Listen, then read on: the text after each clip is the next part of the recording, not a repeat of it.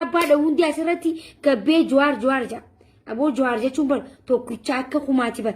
Bishaan dhuunee shaggaruma ilmoo dhalleen Jawaaruma.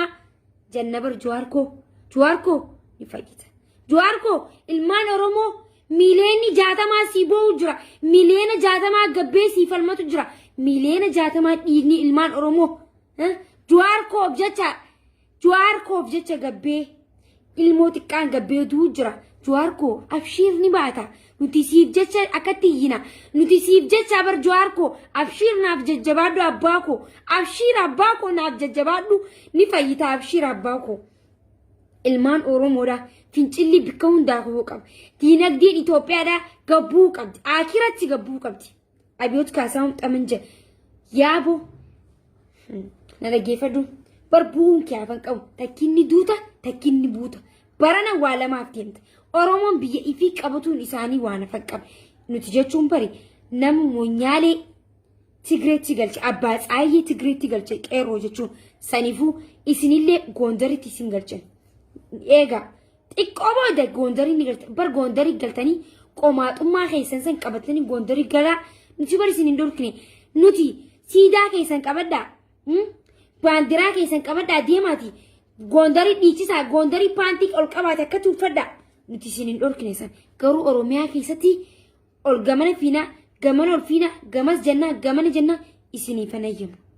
Oromiyaa keessatti isiniif hin ayyamnuun isinii jechuudha. Isinii galaami. Sanifuu ilmaan Oromoo garaan laaffatu dhaabdee jirti kana booda.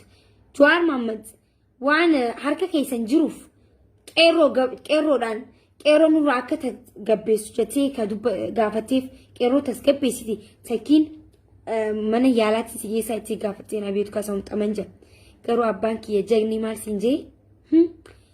As keessatti du'ee tortora malee qeerroodhaan dhaabbadhaa hin ja'uun ije. Hin ja'uun nuti falmannee harkaani baasna. Jawaar Mohaammed humaa hin ta'u. Jawaar Mohaammed ilmaan Oromoodha. Wallaahi isin hin jaadha. Abdii muratina humaa hin ta'u. Jawaar Mohaammed rabbiin si haa fayyisu. Rabbiin Finfinnee irratti wal nu agarsiisu. Abshir abbaa koo. Abshir jajjabaadhu. Lubbuun teenya lubbuu teenya caaltu falmannee si baasna. Abshir abbaa koo. Abshir. Abiyoot Kaasaahun Xamanja. Rabbiin bakakkaa biyyan jirre sitti haa buusu. Rabbiin bakakkaa biyyan jirre sitti haa buusu aboo. Aboo Oromoodha jettee fakkaattee bulaa. Yaa fakkaataa bulaa. Ati jechuun bari yaaboo namni akka keetii summiin hin jiru. Dhiiga ilmaan Oromoo kursii irra teesseetii dhuguu jirtaami. Aboo dhiigaatti dhuguu jirtu rabbiin summii sitti haa godhu. Akka ilmaan Oromoo gubdetti rabbiin si haa gubu aboo. Aboo wallaahi onneeti jarraan siin jee rabbiin bakakkaa sitti haa buusu aboo. Ilmaan Oromoo jajjabaadhaa. Qeerroon awwada hedduu sabboontoota hedduu na gammachiistanii ilmaan Oromoo hunda gammachiistan. Hedduu isin jechuun jajjabaadhaa. Qeerroon awwadaay sadii galaafatte.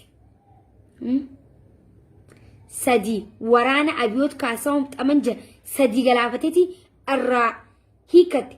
Kana jechuun harka qullaadhaan bara harka qullaa waa takka hin qabani kan isaan waraana qaban isaan deemte harka qullaa irraa waraana hiikatte galaafatte. Kana jechuun jagna ilmaan Oromoo jechuun jagnummaa ilmaan Oromoo kana meen kaajira. Mee dhugallee dubbada ilmaan Oromoo jagnummaa akka ta'an dhugaa dubbada. Taagee danda'a rabbii bakkaasti abuusoti. Rabbii bakkaasti abuus ilmaan Oromoo kan biyya alaa jiraatanis imbaasii duratti gabbaati.